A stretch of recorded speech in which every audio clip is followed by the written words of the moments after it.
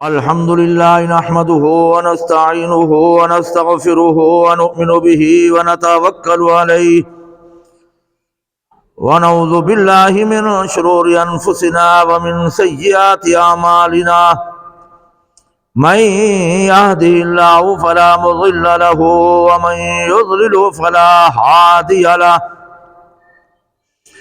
ونشهد أن لا إله إلا الله وحده لا شريك له ونشهد أن سيدنا وسندنا وحبيبنا محمدا عبده ورسوله أما بعد فأعوذ بالله من الشيطان الرجيم بسم الله الرحمن الرحيم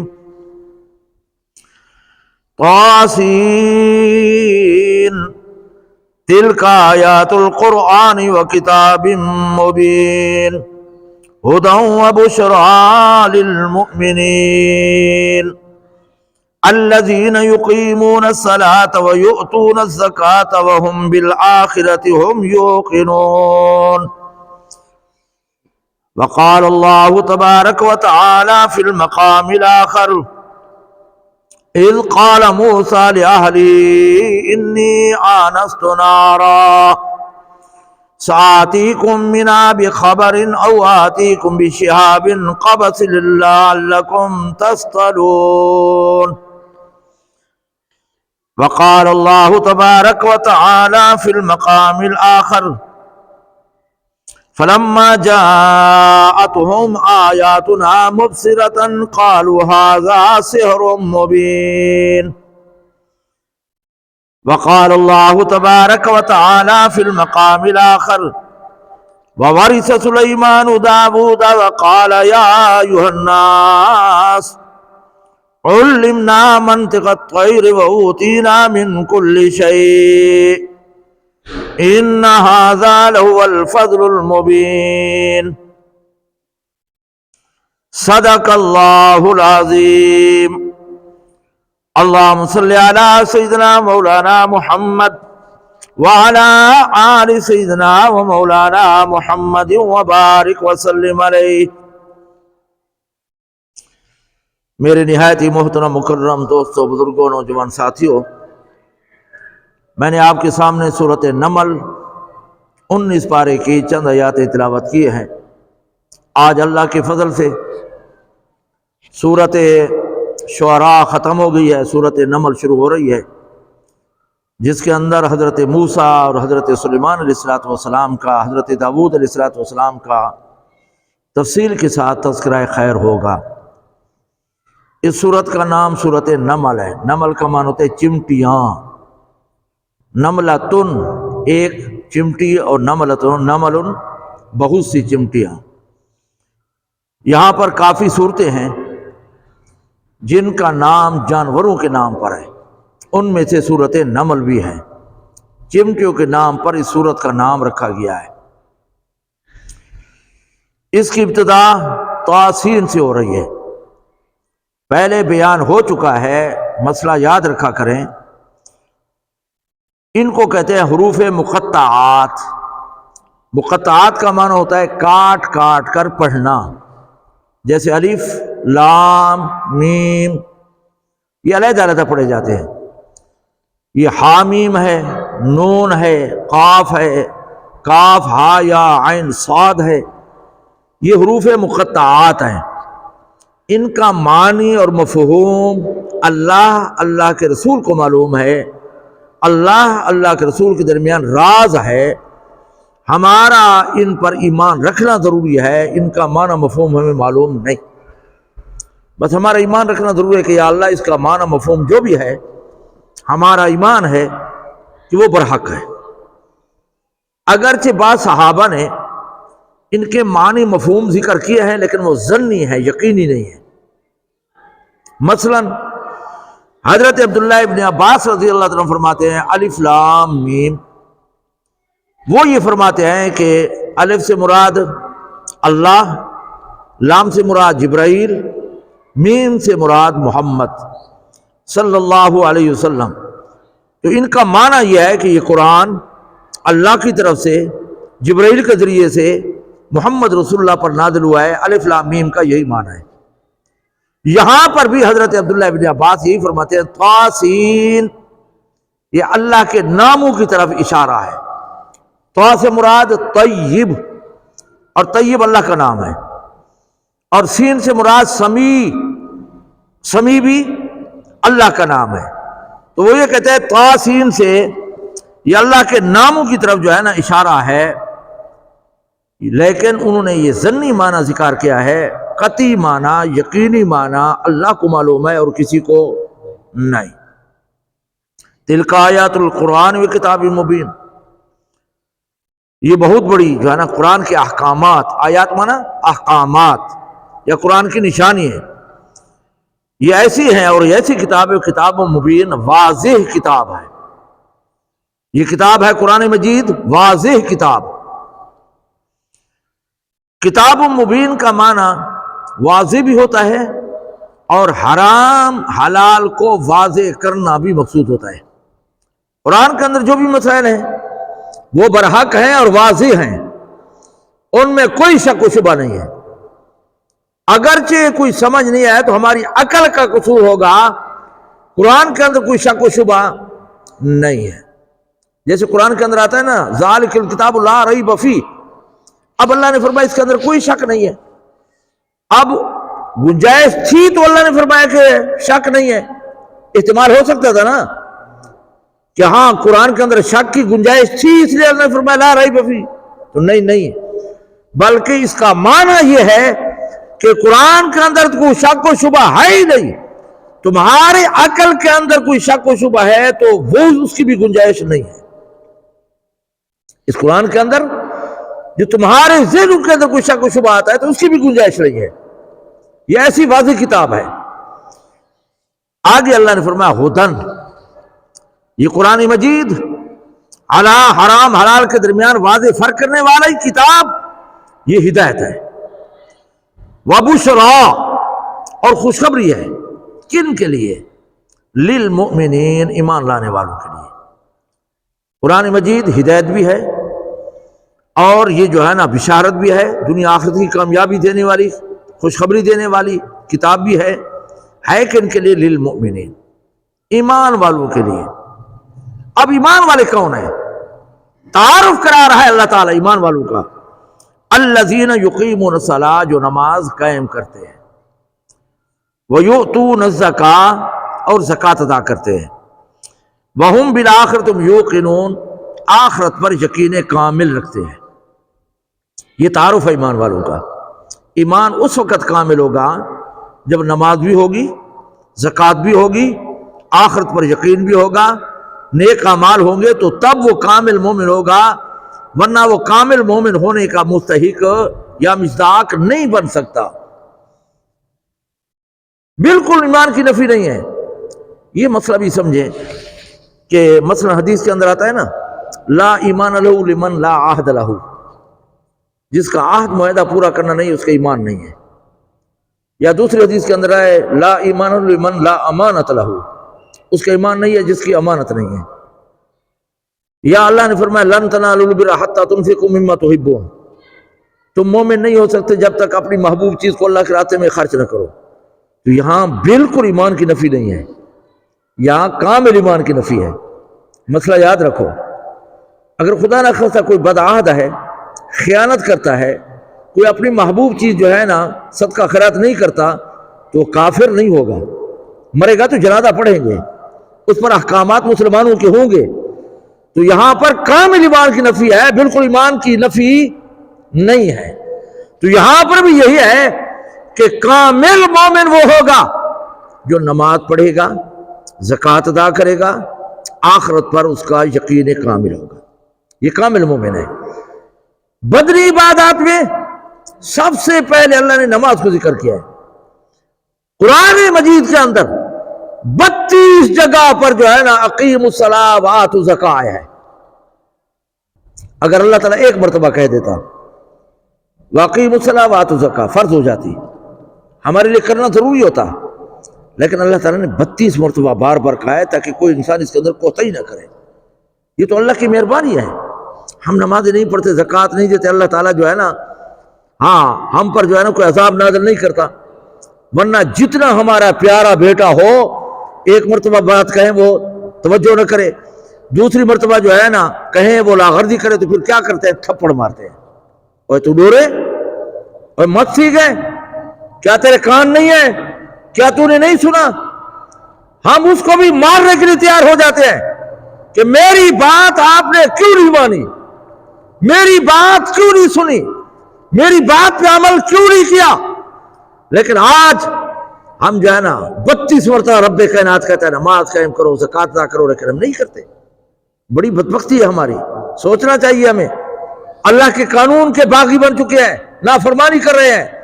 تو یہاں پر اللہ رب العزت نے فرمایا کہ مومن کون ہے؟ الذین، وہ لوگ ہیں. الذین مانا وہ لوگ ہیں یقیمون الصلاۃ، جو نماز قائم کرتے ہیں. ادائے زکوٰۃ نماز نہیں کہا، اقامت صلاۃ کہا ہے. اقامت صلاۃ کا معنی یہ ہے واجبات، فرائض، سنن مؤکدہ، مستحبات سب کا جو ہے نا لحاظ کر کے ادا کی جائے، یہ ہے اقامت صلاۃ. فرائض کی پابندی کی جائے. 13 فرائض ہیں، بغیر عذر کے کوئی فرض چھوٹ جائے گا نماز نہیں ہوگی. اور 14 واجبات ہیں، 21 سنتے ہیں، بعد نے 61 لکھی ہیں. تو فرائض کا، واجبات کا، سنن مؤکدہ کا اہتمام کر کے خیال کرتے ہوئے نماز ادا کر دیں گے تو اس کا نام ہوگا اقامت صلاۃ. اس لیے اللہ نے فرمایا نماز عاجزی کے ساتھ پڑھو، اور کامیابی اس نماز پر ہے قد افلح المؤمنون الذین هم فی صلاتهم خاشعون، جو عاجزی سے نماز پڑھتے ہیں. اور علماء نے کہا کہ عاجزی والی خشوع خضوع والی نماز وہ ہے کہ اگر صف میں کھڑا ہے تو اس کو یہ پتہ نہ ہو میری دائیں طرف کون ہے، بائیں طرف کون ہے. یہ ہے نماز. اس لیے ہماتن ظاہری اعضاء و اندام بھی پرسکون ہو. نماز میں کھڑے ہیں، ہمیں جہاں دنیا کی جو ہے نا خارش لگ جاتی ہے، حرکتیں کرتے ہیں، غلط طریقہ ہے. اعضاء و اندام بھی پرسکون، دل و دماغ بھی حاضر ہو، تب وہ کہتے ہیں یہ نماز جو ہے نا کامل ادا ہوگی. اس لیے علماء نے کہا کہ جو نماز برائی سے نہیں روکتی یا رزق کی وسعت کا ذریعہ نہیں بنتی ہے، نماز اللہ کی بارگاہ میں قبول نہیں ہوگی. ورنہ اللہ کا وعدہ ہے، اللہ کا وعدہ ہے جو نماز ادا کرے گا وہ جو ہے نا کیا ہوگا؟ رزق کی وسعت بھی ہوگی اور یہ انعامات ہوں گے اللہ کی طرف سے. تو آج ہم نماز پڑھتے ہیں، ایک ہی عبادت ہے، اس کو بھی ضائع کر دیتے ہیں. امام الانبیاء صلی اللہ علیہ وسلم نے فرمایا کہ ٹخنے ننگے کر کے نماز پڑھو. ایک صحابی ٹخنے چھپا کر نماز پڑھ رہا تھا تو حضور نے فرمایا دوبارہ جاؤ، وضو بھی کرو اور نماز بھی لوٹاؤ. اس نے کہا یا رسول اللہ میرا وضو تو نہیں ٹوٹا. حضور نے فرمایا یہ جو تم نے گناہ کیا ہوا ہے نا، اب اس گناہ کی وجہ سے جو ٹخنے چھپائے ہوئے ہیں، وضو بھی دوبارہ کر، نماز بھی دوبارہ لوٹا.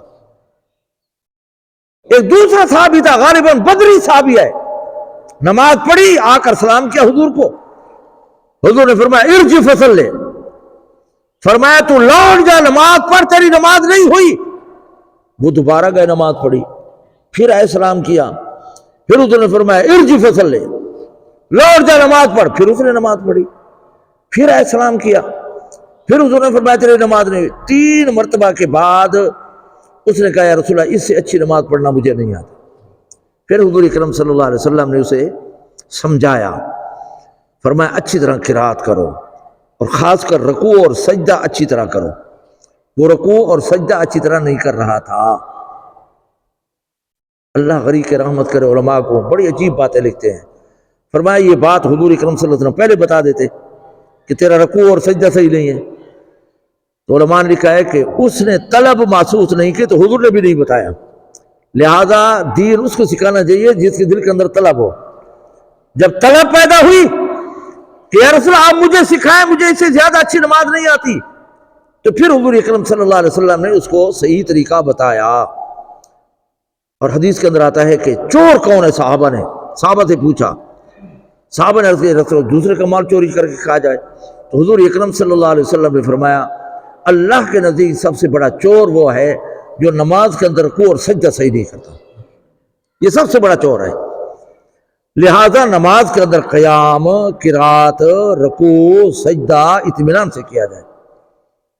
اگرچہ احناف کے ہاں، امام ابو حنیفہ رحمۃ اللہ علیہ کے ہاں فرد نماز میں جماعت کے ساتھ کم سے کم سبحان ربی العظیم رکوع میں اور سبحان ربی الاعلیٰ سجدے میں 3 مرتبہ کہو۔ امام مالک فرماتے ہیں 5 مرتبہ کہو۔ ہمارے استاد ہیں حضرت صفدر سے رحمۃ اللہ علیہ، وہ فرماتے ہیں اس معاملے میں میں امام مالک کے مسلک پر عمل کرتا ہوں، 5 مرتبہ کہتا ہوں۔ امام حنیفہ کا مسئلہ بھی آ گیا، 3 والا بھی، 5 والا بھی آ گیا، اور اتنے تک لکھا ہے کہ امام کو احتیاطاً 5 مرتبہ سبحان ربی الاعلیٰ سجدے میں کہنا چاہیے تاکہ مقتدی 3 مرتبہ آسانی کے ساتھ کہہ سکے۔ یہ آداب صلاۃ ہے، تو نماز بھی پڑھنی چاہیے۔ آج نماز کو ضائع کر دیتے ہیں، نماز صحیح نہیں پڑھتے، سر سے ننگے آ گئے، ٹخنے چھپے ہوئے ہیں اور کئی حرکتیں کر رہے ہیں۔ یہاں جو ہے نا بٹن جو ہے نا آپ جو ہے نا ہم سیدھے کر رہے ہیں، قمیض سیدھی کر رہے ہیں، یہ صحیح نہیں ہے۔ نماز عاجزی کے ساتھ پڑھنی چاہیے۔ اس لیے اللہ نے بدنی عبادت کا پہلے ذکر کیا کہ مومن کون ہے۔ اللہ نے فرمایا قرآن کن کے لیے ہدایت بنے گا؟ ایمان والوں کے لیے۔ اور مومن کون ہے؟ الذین یقیمون الصلاۃ، جو نماز قائم کرتے ہیں۔ دوسرے نمبر پر فرمایا وَتُؤْتُونَ الزَّکَاۃَ، زکوٰۃ ادا کرتے ہیں۔ زکوٰۃ اللہ کا حق ہے، یہ پاکیزگی کا ذریعہ ہے۔ زکوٰۃ ادا کرنے سے مال محفوظ بھی ہوتا ہے، برکت بھی ہوتی ہے، اللہ کا حق ہے۔ اگر کوئی 52.5 تولے چاندی ہے یا 7.5 تولے سونا ہے یا 5 اونٹ ہیں یا جو ہے نا 30 گائے بھینسیں ہیں یا 40 بکریے ہیں، شرعی طور پر یہ صاحب نصاب ہے، اس کو زکوٰۃ ادا کرنا ضروری ہے، لینا جائز نہیں۔ یہ مالی عبادت ہے، سب سے بڑا فریضہ ہے، اس کا بھی ذکر ہو گیا اجمالاً۔ آگے اللہ رب العزت نے فرمایا وَبِالْآخِرَةِ هُمْ یوقنون۔ قریش مکہ اور کافروں کا سب سے جو بڑا جھگڑا تھا نا امام الانبیاء صلی اللہ علیہ وسلم کے ساتھ، وہ یہ تھا کہ مرنے کے بعد دوبارہ زندگی نہیں۔ وہ پوسیدہ ہڈی لے آتے، اس طرح مسل دیتے، وہ کہتے کہ ہاں یہ کیسے جو ہے نا زندہ ہوگی۔ تو اللہ نے فرمایا بدبختو، ہمیں تو مثالیں دیتے ہو، وَضَرَبَ لَنَا وَنَسِيَ خَلْقَهُ، اپنے آپ کو بھول گیا کہ ناپاک نطفے سے پیدا ہوئے ہو، بغیر نمونے اور نقشے کے۔ اللہ نے فرمایا جب میں پیدا کر سکتا ہوں تو اب تو تمہارا نقشہ آ گیا ہے، دوبارہ میں پیدا کرنے پر بھی قادر ہوں۔ یہ ہمارا ایمان ہے کہ مرنے کے بعد ہم نے پھر اٹھنا ہے قبروں سے۔ پھر اسی پر لکھا ہے کہ قبر پر آخری آرام گاہ لکھنا جائز نہیں، یہ آخری آرام گاہ نہیں ہے، آگے جانا ہے، مرنے کے بعد پھر دوبارہ اٹھنا ہے، ہم نے اللہ کے حاضری دینی ہے۔ تو یہاں پر اللہ نے فرمایا وَهُمْ بِالْآخِرَةِ هُمْ یوقنون، مومنوں کی تیسری صفت یہ ہے کہ وہ آخرت پر یقین رکھتے ہیں۔ یہ تو ایمان والوں کا، نیک لوگوں کا تذکرہ تھا۔ آگے فرمایا ان الذین لا یؤمنون، وہ لوگ جو لا یؤمنون بالآخرہ، آخرت کو نہیں مانتے۔ ہاں زینا لہم اعمالہم، ہم نے دنیا کی زندگی بڑی خوبصورت کر دی ہے۔ آخرت کو نہیں مانتے تو ان کے لیے دنیا کی زندگی خوبصورت بن گئی، لیکن آخرت کے اندر پچھتائیں گے، سرگردان ہوں گے، پریشان ہوں گے۔ ہاں ہم یعمہون، ہاں سر مارے پھریں گے، پھر کوئی سہارا نہیں ہوگا۔ پوری زندگی عیاشی کرنے والا جب آخرت کی گرفت میں آئے گا تو کیا کہے گا؟ لم یلبسوا الا عشیۃ وضحاہا، صرف اشراق کا وقت یا مغرب سے عشاء یا عصر سے مغرب، میں اتنا وقت گزار کے آؤں، ساری عیاشی اس کو بھول جائے گی۔ اور یہ دنیا کا مل جانا یہ اللہ کی رضا نہیں ہوتی، یہ امتحان ہوتا ہے۔ اللہ تعالیٰ دوسروں کو بھی دیتا ہے، دوست کو بھی دیتا ہے۔ خود امام الانبیاء صلی اللہ علیہ وسلم کو اللہ نے تسلی دی، فرمایا اے پیغمبر، ان کو جو مال دولت دیا ہے نا، دنیا دیا ہے نا، یہ میری رضا کی دلیل نہیں ہے، یہ مزید عذاب علیم کے اندر مبتلا ہو رہے ہیں، یہ امتحان ہے ان کے لیے۔ اگر دنیا صحیح جگہ پہ لگ جائے نور نور کامیابی ہے، لیکن عام طور پر ہماری جو ہے نا وہ دنیا جائز جگہ پہ نہیں لگتی، ناجائز پہ لگتی ہے۔ اللہ تعالیٰ میں بچائے، یہ اللہ کے انعام ہے، نعمت ہے۔ دنیا صحیح جگہ پہ خرچ کرنی چاہیے۔ آج ڈھولوں پہ، کجلیوں پہ، نٹووں پہ، گانوں پہ، ہاں ناجائز جو ہے نا پیکج لگا کر ناجائز فلمیں دیکھنے پر یہ اللہ کے ہاں گرفت ہوگی۔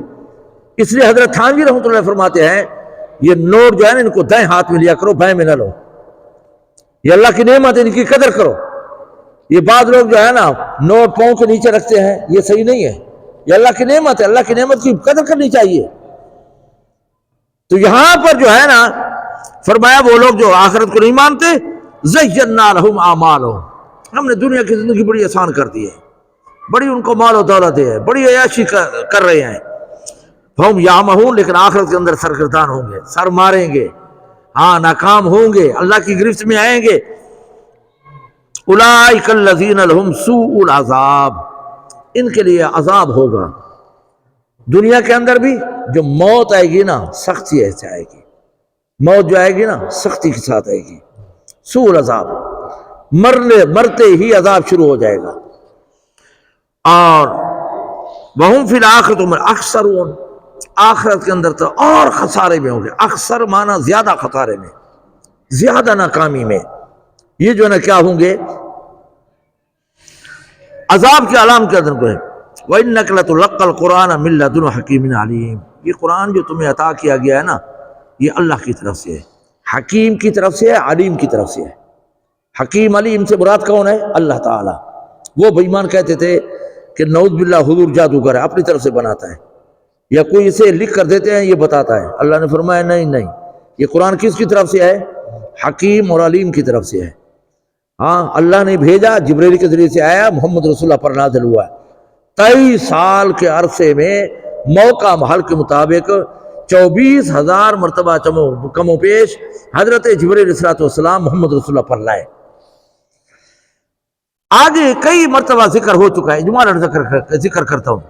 حضرت موسیٰ کا ذکر، مصر سے چلے گئے تھے مدین، وہاں جا کر شادی ہو گئی، 10 سال بکریاں چراتے رہے، پھر جو ہے نا واپس آئے، راستہ بھول گئے، پھر جو ہے نا ایک جو ہے نا روشنی دیکھی، آگ دیکھی، گھر والوں کو کہا یہاں ٹھہرو، بچہ بھی تھا، نوکر بھی تھا، بیوی بھی حاملہ تھی، کہ میں وہاں سے ایک آگ کا شعلہ یا کوئی خبر دینے والا اسے خبر لاتا ہوں سیدھے راستے کے لیے۔ وہاں گئے تو پھر وہ آگ نہیں تھی، اللہ کا نور تھا اور نبوت مل گئی۔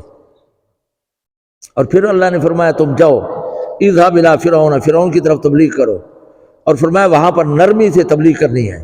یہ سارا واقعہ کئی مرتبہ ذکر ہو چکا ہے، یہ حضرت موسیٰ کا ذکر ہے۔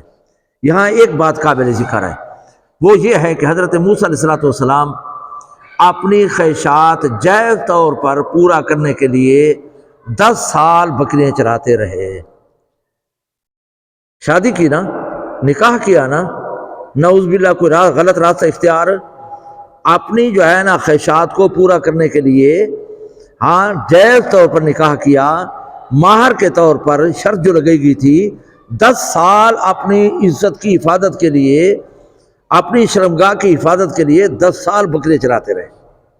یہ انبیاء کا طریقہ ہے کہ جائز راستہ اختیار کیا جائے خواہشات پوری کرنے کے لیے، ناجائز کی اجازت نہیں۔ یہ بات قابل ذکر ہے، یہ کافی آگے آ جائے گا۔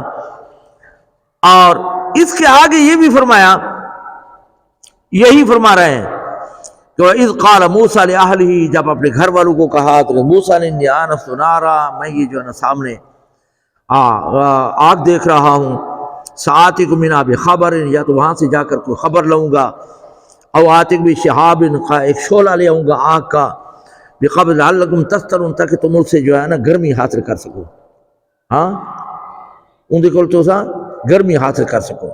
ہاں فلما جاء نودیا، جب یہاں آ گئے، انبورک من فی النار ومن حولہا، ایسی بابرکت جگہ پر آئے جہاں حضرت موسیٰ تھے یہ بھی بابرکت تھے، اور ارد گرد فرشتے تھے وہ بھی بابرکت تھے، اور جگہ بھی بابرکت تھی۔ اور یہاں پر اللہ نے کیا فرمایا؟ فاخلعنا علیک، اے موسیٰ جوتے اتار دے۔ علماء نے لکھا ہے وہ جوتے جو ہے نا گدھے کے چمڑے سے بنے ہوئے تھے، وہ پکا ہوا نہیں تھا، دباغت نہیں دی گئی تھی۔ دباغت کسے کہتے ہیں؟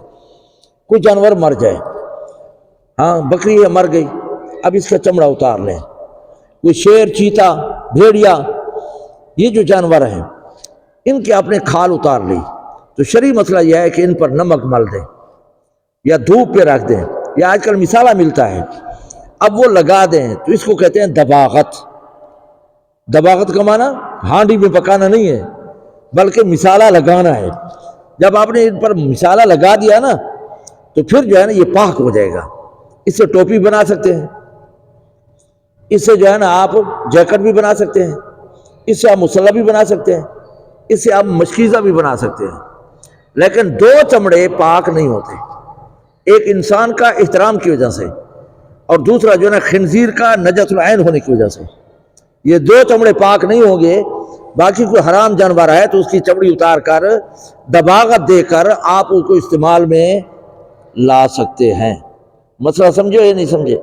حضرت موسیٰ نے جو جوتا بنایا تو گدھے کے چمڑے کا تھا لیکن دباغت نہیں دی ہوئی تھی, ناپاک تھا, اس لیے اللہ نے فرمایا اس کو اتار دو. تو مسجد وغیرہ میں جوتے وغیرہ یا ناپاک چیز چاہے کپڑا وغیرہ ہو پہن کر آنے کی اجازت نہیں ہے. یہاں پر ایک اور مسئلہ بھی ہے.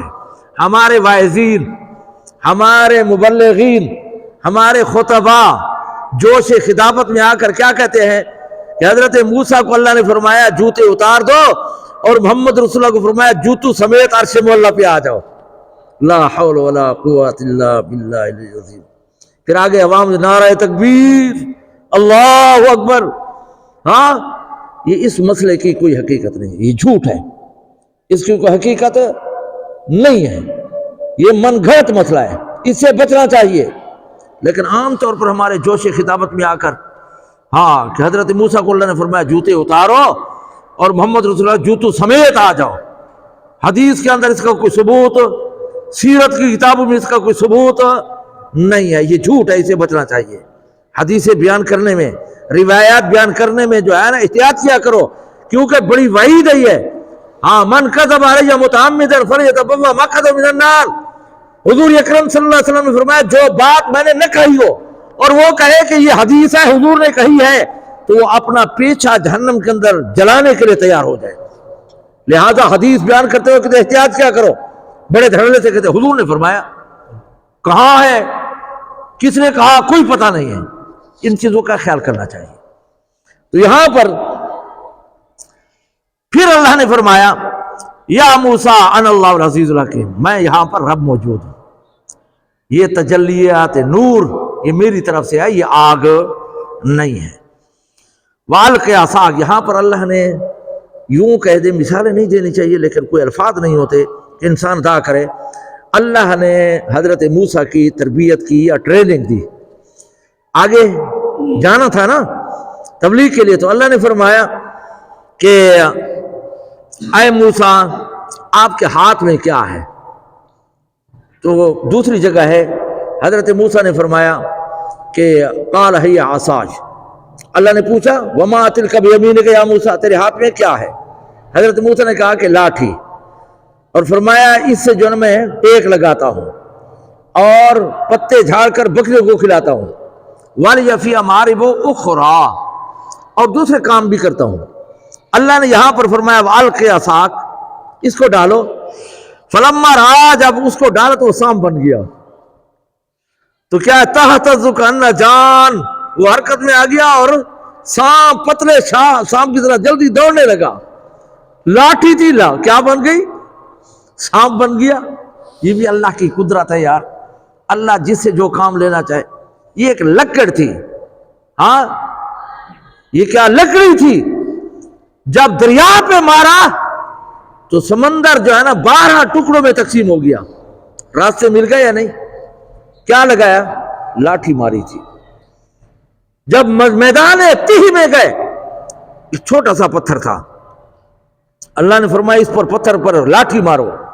لاٹھی ماری تو 12 قبیلے تھے, اللہ نے 12 چشمے جاری کر دیے پانی کے. جب حضرت موسیٰ کو پانی کی ضرورت پڑتی کنویں میں ڈالتے پانی لے آتی. یہ عصا کیا لے آتی, لکڑی پانی لے آتی. جب سفر پہ جاتے تو باتیں کرتی حضرت موسیٰ کے ساتھ. حضرت موسیٰ سو جاتے پہرا دیتی. یہ حضرت تفسیر مدری میں لکھا ہے, 12 جلدوں میں تفسیر ہے, اس میں لکھا ہے. یہ جو ہے نا پہرا دیتی. اگر کوئی پھل فروٹ کھانے کا ارادہ ہوتا حضرت موسیٰ کا تو وہ گاڑ دیتے, وہی درخت بن جاتا. آم کھانے کا ارادہ ہوتا تھا, آم کا درخت بن جاتا, آم لگ جاتے. انار کھانے کا ارادہ ہوتا انار کا درخت بن جاتا، انگور کا ارادہ ہوتا انگور بن جاتے۔ یہ ایک لاٹھی تھی، یہ بنی اسرائیلی روایات ہیں، لیکن اللہ کی قدرت دیکھو، ہاں کتنے کام لیے اللہ نے، اور اس سے سامان بھی اٹھاتے، سامان جو ہے نا پیچھے جو ہے نا باندھ کر جو ہے نا کندھے پہ رکھ دیا۔ اور جب 70,000 جادوگر آئے تھے نا، انہوں نے کہا تھا فرعون کو کہ ہمیں دکھاؤ کس کے ساتھ مقابلہ کرنا ہے ہم نے۔ تو علماء نے لکھا ہے جب وہ 72,000 جادوگر آئے تو حضرت موسیٰ سوئے ہوئے تھے، لاٹھی جو ہے نا پہرا دے رہی تھی، تو جادوگروں کو یقین ہو گیا کہ یہ جادوگر نہیں ہے، یہ اللہ کا پیغمبر ہے، کیونکہ جادو جب تک جادو کرتا رہتا ہے جادو چلتا ہے، اس کے بغیر جادو نہیں چلتا۔ تو یہاں پر جو ہے نا اللہ نے کام لیا کس سے، اور اسی لاٹھی کے متعلق اللہ تعالیٰ ابتدا فرما رہے ہیں، چاہنا تو آگے کیا فرما، واللہ مدبرا، جب حضرت موسیٰ نے لاٹھی ڈالی سانپ بن گئی، حضرت موسیٰ بھاگ گئے، واللہ مدبرا، پیٹ پھیر کر بھاگ گئے، اور ولم یعقب، پیچھے مڑ کر بھی نہیں دیکھا۔ اس پر علماء نے لکھا ہے کہ یہ ڈرنا نبوت کی شان کے خلاف نہیں ہے، یہ طبی چیز ہے، طبی چیز ہے، یہ نبوت کی شان کے خلاف نہیں ہے۔ حضرت موسیٰ کیونکہ موذی جانور تھا، موذی جانور نقصان دیتا ہے، اس لیے بھاگ گئے۔ حضور اکرم صلی اللہ علیہ وسلم ایک جگہ کچھ گھاس وغیرہ تھی، حضور نے وہاں کپڑا ڈلوایا، آرام کرنے لگے تو ایک بچھو نے ڈس لیا۔ حضور اکرم صلی اللہ علیہ وسلم نے فرمایا لعنت اس جانور پر، یہ نہ کسی نبی کو چھوڑتا ہے نہ کسی غیر نبی کو چھوڑتا ہے۔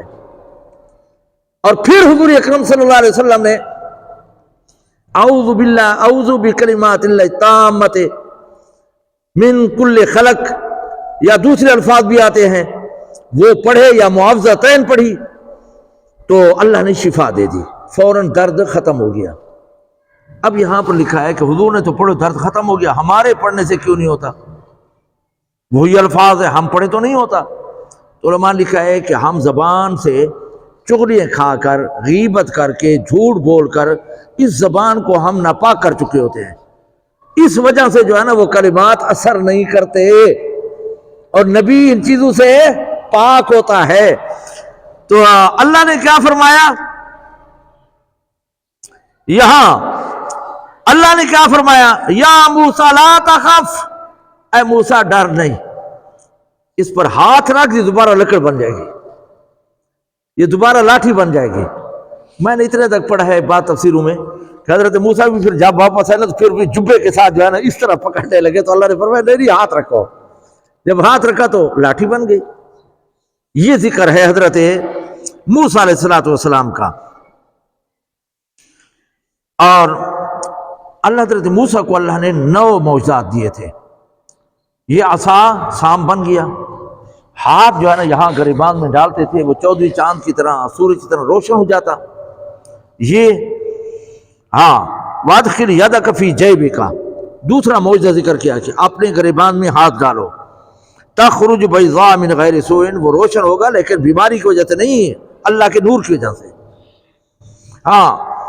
اور آگے فرمایا فی 9 آیات الی فرعون، 9 معجزات دے کر فرعون کی طرف بھیجا۔ لاٹھی تھی عصا بن گئی، ید تھا ہاتھ تھا روشن ہو گیا۔ اللہ نے تنبیہ کے لیے ان پر ہوا چلائی تاکہ راہ راست پر آ جائیں، لیکن نہیں آئے۔ پھر اللہ نے مینڈک پیدا کر دیے، جو بھی عمدہ سے عمدہ کھانا تیار کرتے، شربت تیار کرتے، کھانے پینے کی چیز تیار کرتے، مینڈک آ جاتے۔ پھر اللہ نے ان کو جو ہے نا ایک اور جو ہے نا تنبیہ کرنے کے لیے عذاب میں رکھا، جو چیز تیار کرتے خون بن جاتی۔ پھر اللہ نے تنبیہ کرنے کے لیے اور جو ہے نا معجزت حضرت موسیٰ کی طرف سے جوئیں پیدا کر دی، جوئیں، رینڈ، سمجھ آ گئی نا، یہ پیدا کر دیے، جوئیں پیدا کر دیے۔ اسی طریقہ سے جو ہے نا ان کو تنبیہ کرنے کے لیے پیغمبر کو 9 معجزات دے کر فرعون کی طرف بھیجا، لیکن بدقسمت انسان تھا، پھر بھی وہ ایمان نہیں لایا۔ یہ ان 9 معجزات کا ذکر ہے۔ انہم کانوا قوما فاسقین، اللہ نے فرمایا وہ 9 معجزات دے کر بھی ایمان نہیں لائی، وہ فاسق فاجر تھے، وہ نافرمان تھے۔ فلما جاءتهم آیتنا مبصرۃ قالوا ھذا سحر مبین، جب بھی یہ چیزیں ان کے پاس آ جاتی وہ کہتے ہیں یہ جادو ہے کھلم کھلا، وجاہدوا بہا، ان کا انکار کر دیتے تھے۔ تو پھر جو انہوں نے اپنے آپ پر ظلم کیا تکبر اور غرور کی وجہ سے، پھر اللہ نے فرمایا فانظر کیف کان عاقبۃ المفسدین، پھر دیکھو کہ ہم نے ان کے ساتھ کیا حشر کیا۔ دریا کے اندر ڈوبے یا نہیں؟ ہاں، جب غوطے کھائے نا، اللہ کی گرفت میں آئے نا، پھر کہنے لگے قالوا آمنا برب العالمین، پھر اللہ نے ایمان قبول نہیں کیا۔ اس وقت تک توبہ کے دروازے کھلے رہتے ہیں جب تک موت کے اثرات ظاہر نہ ہو جائے۔ ما لم یغرغر، جب تک غرغرے کی موت نہ لگ جائے۔ یہ مرد کی بھی نشانی ہوتی ہے کہ ناک تھوڑا ٹیڑھا ہو جاتے ہیں، یہ جگہ دنٹ جاتی ہے۔ مرد جو ہے نا موت کے وقت ہر وقت داڑھی پہ ہاتھ پھیرتا ہے، عورت جو ہے نا سر پر ہاتھ پھیرتی ہے۔ یہ موت کی علامات ہے۔ اگر موت کی علامات ظاہر نہ ہو جائیں تو توبہ کر لے، توبہ بھی قبول ہوگی، اور کوئی کافر کلمہ پڑھ لے تو کلمہ بھی معتبر ہوگا۔ اور جب موت کا وقت آ جائے پھر کلمہ پڑھے فرعون کی طرح، تو پھر اللہ تعالیٰ اس کا ایمان کو قبول نہیں کرتا، پھر اس کلمے کو قبول نہیں کرتا۔ یہ تو ہو گیا حضرت موسیٰ کا ذکر، اور پیچھے ایمان والوں کا، بے ایمان لوگوں کا آگے ایک اہم مسئلہ ہے، وہ ہے وَلَقَدْ آتَيْنَا دَاوُودَ وَسُلَيْمَانَ عِلْمًا۔ اللہ نے فرمایا ہم نے داؤد کو اور سلیمان کو علم عطا کیا، نبوت عطا کی، معرفت عطا کی۔ ہاں، اللہ کی طرف سے وحی نازل ہوئی، احکامات نازل ہوئے۔ یہ دونوں پیغمبر تھے، حضرت داؤد بھی اور حضرت سلیمان بھی، باپ بیٹا تھے۔ اللہ نے ان کا ذکر کیا ہے۔ وَقَالَا، جب ان کو نبوت ملی، ان کو جو ہے نا انعامات اللہ کی طرف سے ملے، تو دونوں نے کہا الحمدللہ فضلنا علی کثیر من عباد المؤمنین، کہ سب مسلمانوں میں اللہ نے ہمیں جو فضیلت عطا کیا ہے، اس پر ہم اللہ کی نعمت کی تعریف کرتے ہیں، شکریہ ادا کرتے ہیں۔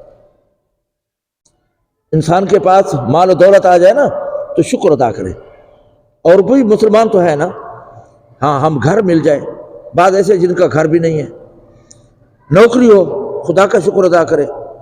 اسی طریقے سے جو ہے نا بچے ہوں، یہ سوچیں بھی اولاد بھی ہوں گے، بیوی ہے، کہے کہ بعض ایسے جس کو بیوی بھی نہیں ملی، کوئی رشتے بھی نہیں ہو رہے، تو جب کوئی نعمت مل جائے تو اللہ کا شکر ادا کرنا چاہیے، اللہ کی نافرمانی میں نہیں آنا چاہیے۔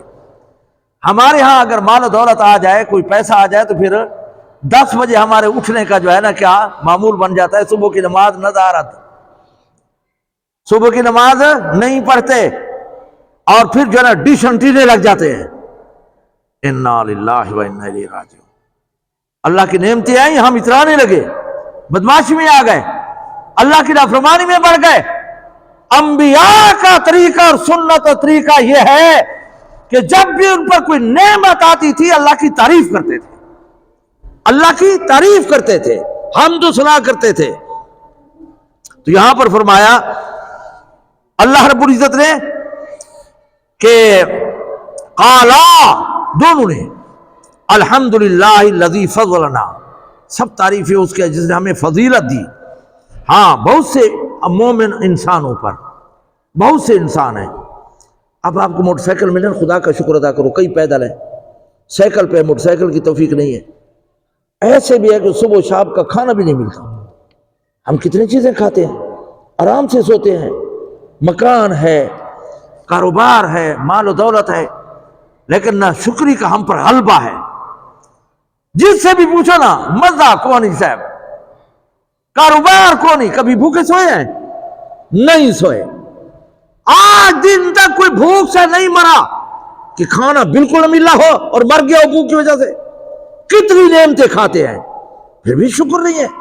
صحت ہے، پہلے کئی مرتبہ عرض کر چکا ہوں، حضرت بشر حافی جا رہے تھے نا، حافی کہتے ہیں پاؤں سے ننگے کو، حافی کسے کہتے ہیں؟ پاؤں سے ننگا چلنے والا۔ ایک وجہ تو یہ تھی کہ وہ جو ہے نا کہتے تھے کہ یہ اللہ کا فرش ہے، جوتے پہن کر اللہ کے فرش کی قدر ہے، لہذا میں جوتے نہیں پہنتا۔ یہ مزاج تھا، یہ قدر تھی اللہ کی نعمتوں کی۔ اور ایک کہتے ہیں غریب تھے، تو ایک مرتبہ دل میں خیال ہے کہ اگر اللہ تعالیٰ جوتے کے پیسے دیتا تو اس کے خزانے میں کمی تو نہیں تھی۔ یہی بات آئی، آگے گئے تو آگے ایک آدمی بیٹھا تھا، لنگڑا تھا، پاؤں بھی نہیں تھے، فوراً وضو کیا اور سجدے میں چلے گئے، کہنے لگے یا اللہ پاؤں تو دیے ہے نا، ایک پاؤں نہ ہو کیا حال ہوتا ہے۔ ہاں، لکڑی دبا کر پتہ نہیں کیسے تکلیف سے ہم چل رہے ہوتے ہیں۔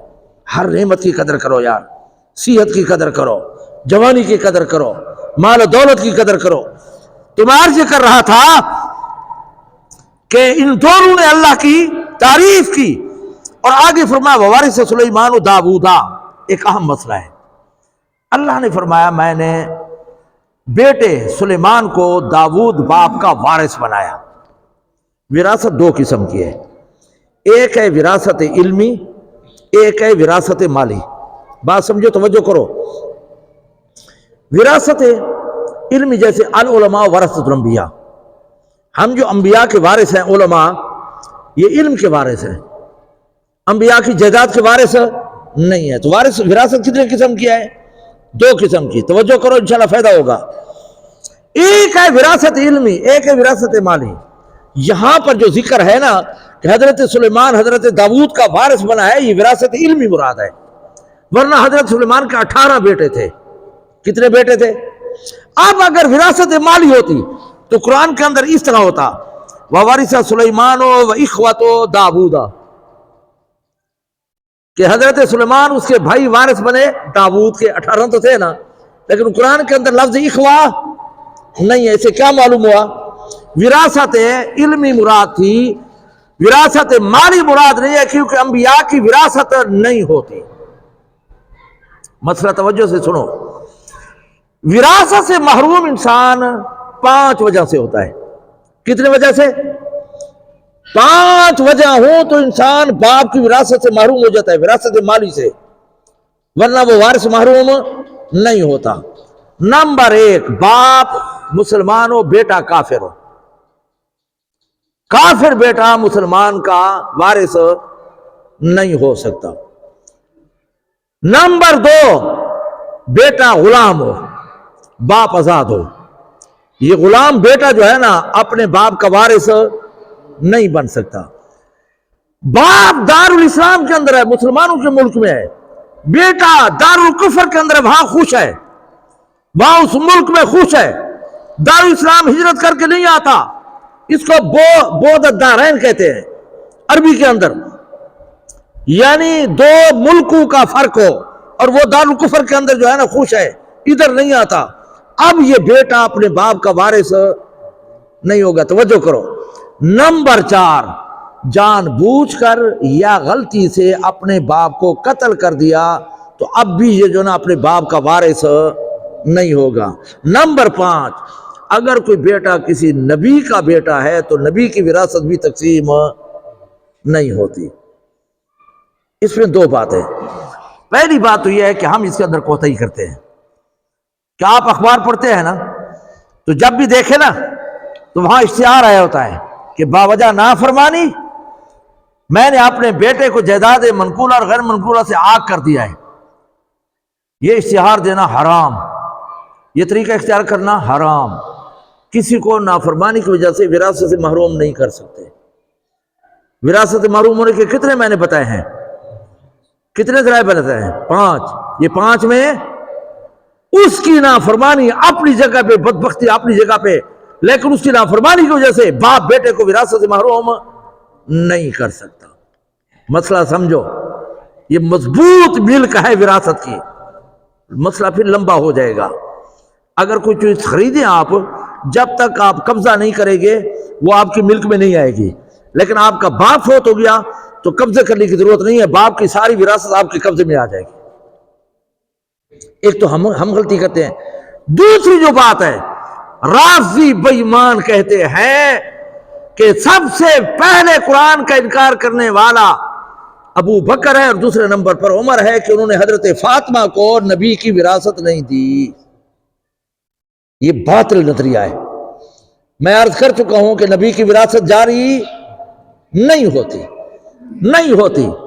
اگرچہ حضرت فاطمہ گئی تھی حضرت ابو بکر کے پاس، انہوں نے وراثت سے بھی زیادہ تحفے تحائف دیے، لیکن یہ فرمایا تھا کہ نبی جب جاتا ہے تو وہ مالی وراثت چھوڑ کر نہیں جاتا، وہ بیت المال کے اندر ہوتی ہے۔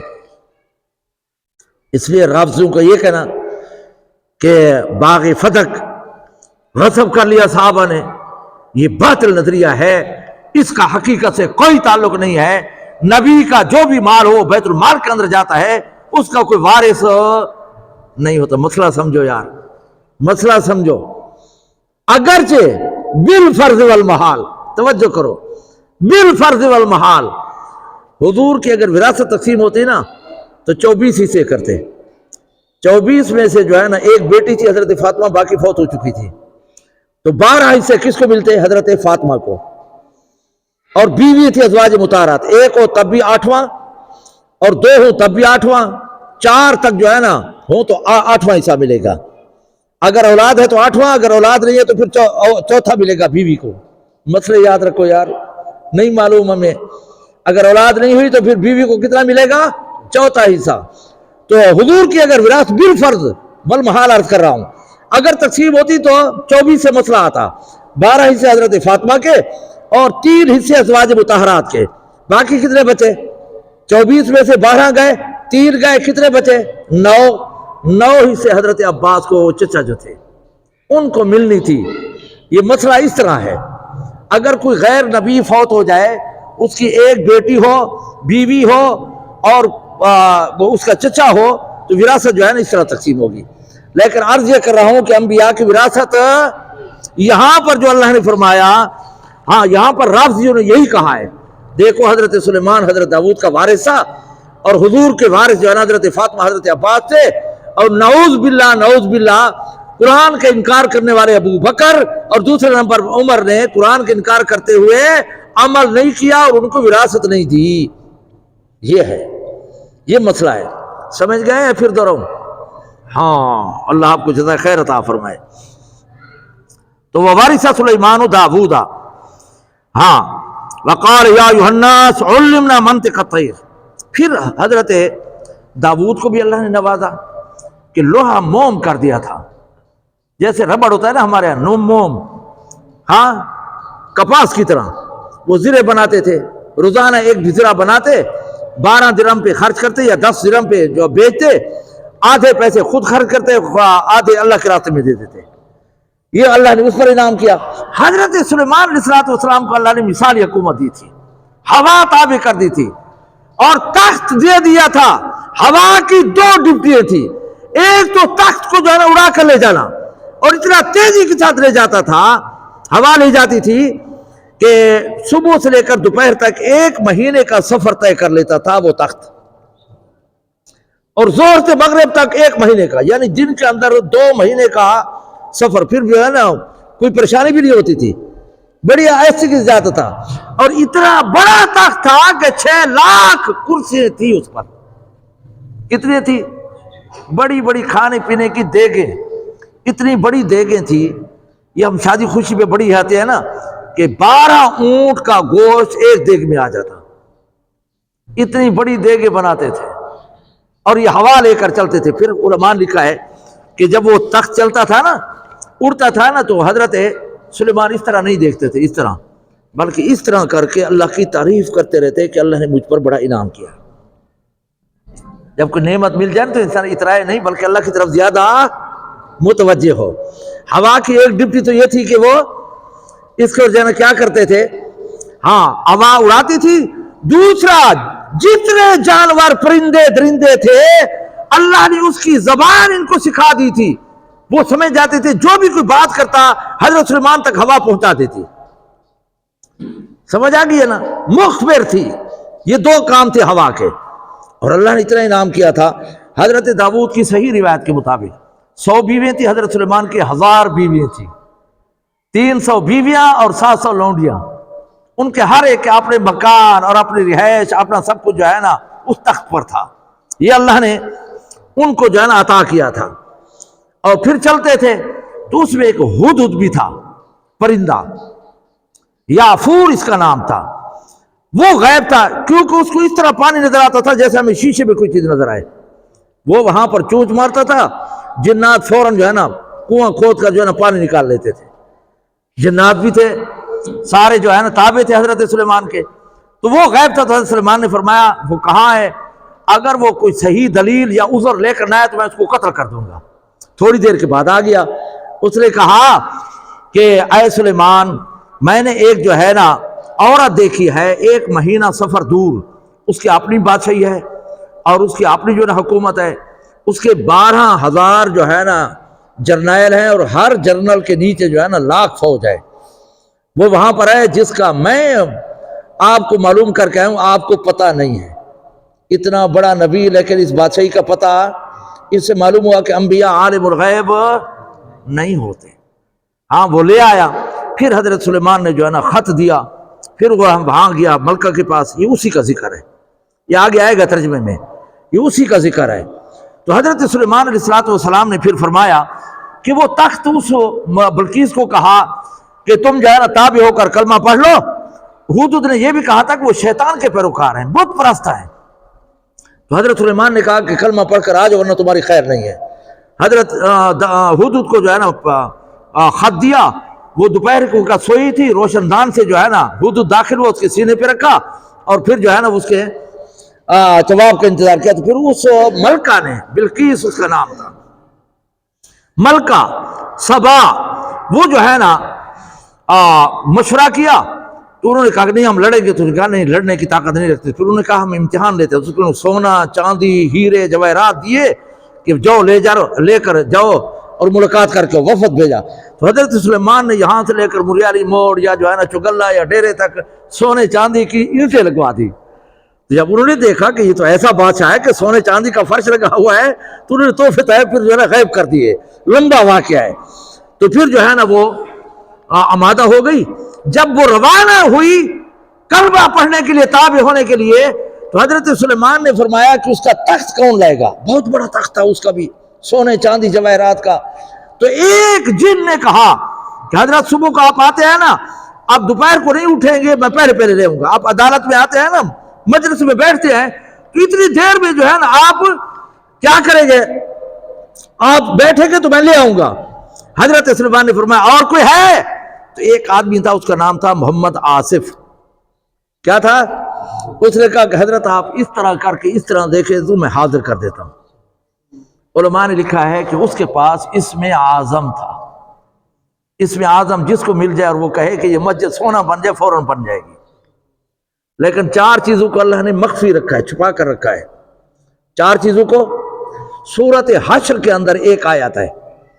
آپ کو پھر پوچھو تو پھر کہیں گے آپ نے امتحان لیا، سورۃ حشر کس بارے میں ہے؟ مسلمان ہیں، ہمیں پتہ بھی نہیں ہے، ہمیں پتہ بھی نہیں ہے، 28 پارے میں ہے۔ سمجھ آ گئی ہے نا؟ تو فرمایا سورۃ حشر کے اندر ایک آیت ہے، اگر پڑھو گے تو 1000 آیات کا ثواب ملے گا، 2 ختم کرنے کے برابر۔ لیکن اللہ نے مخفی رکھی ہے۔ اللہ نے اس کو، اس لیے علماء کہتے ہیں 2 رکوع ہیں، پورے پڑھا کرو تاکہ وہ آیت آ جائے، لیکن ہے مخفی۔ اس میں اعظم اللہ نے مخفی رکھا ہے، کسی کو نہیں بتایا۔ یہ تجربہ ہے، ہاں، کہ بعض لوگ کہتے ہیں اس میں ہے، بعد میں کہتے ہیں۔ ہمارے استاد تھے حضرت صفدر رحمۃ اللہ علیہ، وہ فرماتے تھے بسم اللہ الذی لا یضر مع اسمہ شیء فی الارض ولا فی السماء والسمیع العلیم، اس کے اندر اسم اعظم ہے۔ بعض صحابہ نے، اولیاء اللہ نے تجربہ کیا، لیکن حقیقت ہر کسی کو معلوم نہیں۔ جمعے کی ایک ساتھ ہے، جو بھی دعا مانگو اللہ تعالیٰ قبول کرتا ہے، لیکن وہ اللہ نے مخفی رکھی ہے، کسی کو پتہ نہیں ہے۔ اکثر علماء کہتے ہیں عصر کی نماز کے بعد، مغرب سے پہلے ہے، اور شب قدر، ان 4 چیزوں کو اللہ نے مخفی رکھا ہے، اس کا پتہ کسی کو نہیں ہے۔ تو اس محمد آصف نامی کو اس میں اعظم تھا۔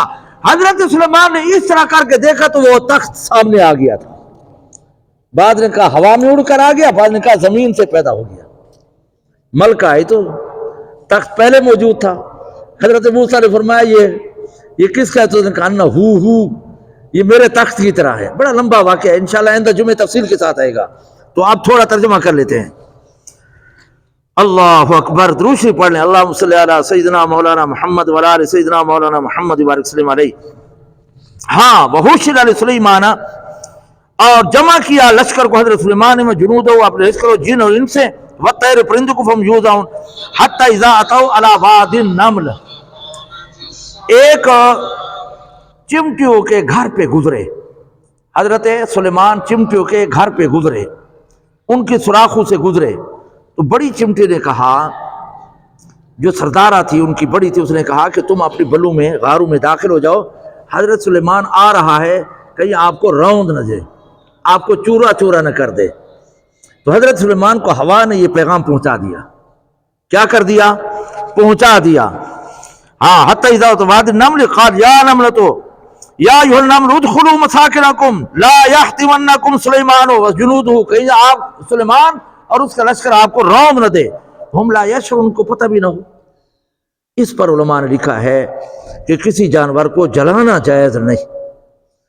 ایک نبی کو ایک چمٹی نے ڈنگ مارا، اس نے سب کو جلا دیا، تو اللہ نے تنبیہ کی، اللہ نے فرمایا ایک چک لگانے والی کی وجہ سب کو آپ نے جلا دیا ہے، اس لیے کسی جانور کو جلانا جائز نہیں، یہ اللہ کی خاصیت ہے، یہ اللہ کی۔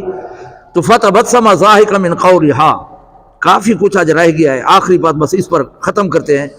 تو حضرت سلیمان نے جب چمٹی کی بات سنی نا، ہنس پڑے، فتبسم من قولہ وقال ربی اوزعنی ان اشکر نعمتک، فرمایا یا اللہ تیرا لاکھ لاکھ شکر ہے میرے اوپر کہ آپ نے کتنی نعمتیں دی ہیں، انعمت علی وعلی والدی، میرے اوپر میرے والدین پر، ان عمل صالحا، ہم ایسا عمل کرتے ہیں ترضا جو تیری رضا کا ذریعہ ہے، وادخل، اور داخل کر ہمیں برحمتک، اپنی رحمت میں، فی عبادک الصالحین، نیک آدمی میں، نیک آدمی میں ہمیں داخل کر دے، یعنی اللہ کا شکر کیا اتنی نعمتوں کے باوجود۔ آگے وتفقد الطیر، ہدہد جو ہے نا گم پایا، یہ آئندہ جمعے شروع کریں گے انشاءاللہ، بر وقت آیا کریں، فائدہ ہوگا۔ ایک بات عرض کرتا ہوں، وہ یہ ہے کہ حضرت ابراہیم علیہ الصلوۃ والسلام، حضرت سلیمان علیہ الصلوۃ والسلام نے جب چمٹی کی بات سنی نا، کہ اس نے کہا کہ تم داخل ہو جاؤ ورنہ روندے جاؤ گے، کیا ہوگے؟ روندے جاؤ گے، تو حضرت سلیمان ہنس پڑے۔ ہنسنا تین قسم کا ہے، یہ بات بتانا چاہتا ہوں، پتہ کی بات بتانا چاہتا ہوں۔ ہنسنا تین قسم کا، ایک ہے تبسم، حضور اکرم صلی اللہ علیہ وسلم اکثر تبسم کرتے تھے۔ تبسم کا معنی کیا ہے؟ دانت نظر آ جائیں، دیکھنے والا کہے کہ یہ ہنس رہا ہے، جیسے ہے نا کوئی آواز نہیں کرے، اس طرح کرے تو کسی کو پتہ ہے کہ ہنس رہا ہے، خوش بیٹھا ہے، یہ ہے تبسم۔ دوسرا ہے ضحک۔ ضحک معنی یہ ہے کہ خود آواز سنے اور دوسرا نہ سنے۔ تیسرا ہے قہقہ، جیسے ہمارے ہو۔ ان میں سے جو ہے نا تبسم کی بھی اجازت ہے، ضحک کی بھی اجازت ہے، یہ قہقہ کی اجازت نہیں ہے۔ پوری زندگی حضرت عائشہ فرماتے ہیں حضور نے منہ کھول کر نہیں ہنسا کہ وہ جو ہے نا گوشت ہوتا ہے نا، وہ نظر آیا ہو، وہ جو ہے نا کیا ہے نظر آیا ہو۔ کبھی جو ہے نا یہ ہمارا غلط طریقہ ہے کہ یہ ناجائز ہے۔ اب ایک مسئلہ بتاتا ہوں، مسئلہ یہ ہے، نماز کے اندر کھڑا تھا، اب نماز پڑھ رہا ہے اور کوئی بات سنی اور اس طرح، یہ تبسم ہے یا نہیں ہے؟ اب اس کی آواز نہیں نکلی، نہ خود سنی ہنسنے کی، نہ کسی دوسرے نے سنی، یہ جو ہے نا نماز کے خضوع کے خلاف ہے، لیکن نماز نہیں ٹوٹے گی۔ ذرا توجہ کرو، اگر یہ اتنا ہنسا کہ خود سن لیا دوسرے نے نہیں سنا، اب نماز ٹوٹ گئی، دوبارہ پڑھے۔ اب اگر خود بھی سنا اور دوسرے نے بھی سن لیا، اب اس کی نماز بھی ٹوٹ گیا، وضو بھی ٹوٹ گیا، دوبارہ وضو کرے۔ یہ مسئلے ہیں یار، سیکھنے چاہیے نماز کے اندر۔ اگر اتنا ہنسا کہ خود بھی سن لیا اور ساتھ والے بھی سن گیا، اس کا وضو بھی ٹوٹ گیا، نماز بھی ٹوٹ گیا، دوبارہ پڑھے۔ یہ مسائل ہے یار، سیکھنے چاہیے یا نہیں پتہ ہمیں یار، بڑے جو ہے نا مسلمان بنے پھرتے ہیں۔ تو یہ جو ہے نا حضرت ابراہیم نے تبسم فرمایا تھا، انبیاء نے تبسم فرمایا تھا۔ یہ ہمارے ہاں جو ہے نا جو سارا محلہ سنتا ہے کہ حضرت بیٹھے جو ہنس رہے ہیں، غلط طریقہ ہے۔ قرآن کے اندر آتا ہے فَلْيَضْحَكُوا قَلِيلًا وَلْيَبْكُوا كَثِيرًا، تھوڑے ہنسو ورنہ قیامت کو رونا پڑے گا۔ رویا کرو، کبھی جو دنیا کے اندر روئے گا آخرت کے اندر نہیں روئے گا، اور اگر دنیا کے اندر نہیں رویا تو اتنا روئے گا کہ کشتیاں چلے گی لیکن کوئی فائدہ نہیں ہوگا، اور دنیا کے اندر اگر مکھی کے سر کے برابر بھی آنسو آپ کا گر گیا تو اللہ تعالیٰ بخش فرما دے گا۔ کتنی نعمت ہے اور اتنے طاقت ہے۔ فَإِن لَمْ تَبْكُوا فَتَبَاكُوا، اگر تمہیں رونا نہیں آتا، رونے جیسی شکل بنا لو، تب بھی اللہ تعالیٰ معاف فرما دیتا ہے۔ اس لیے گناہوں پر توبہ بھی کر لیا کرو، خاص کر رات کو رو لیا کرو۔ اللہ کو منانے کا، راضی کرنے کا بہترین طریقہ اور ذریعہ ہے نماز تہجد۔ اللہ تعالیٰ ہمیں بقیہ زندگی حضور کی سنت اور شریعت کے مطابق گزارنے کی توفیق عطا فرمائے۔ آپ سے درخواست ہے بر وقت آئیں گے یا نہیں؟ یہ حضرت سلیمان کا واقعہ اس جمعے سے بھی زیادہ آگے دلچسپ ہوگا۔ کافی احکامات آئیں گے، یہ مسئلے نکلتے ہیں یار، ہاں تو ان کو سیکھنا چاہیے نہیں؟ اللہ تعالیٰ ہمیں بقیہ زندگی قرآن و حدیث سیکھنے اور اس پر عمل کرنے کی توفیق عطا فرمائے۔ وآخر دعوانا ان الحمد للہ رب العالمین۔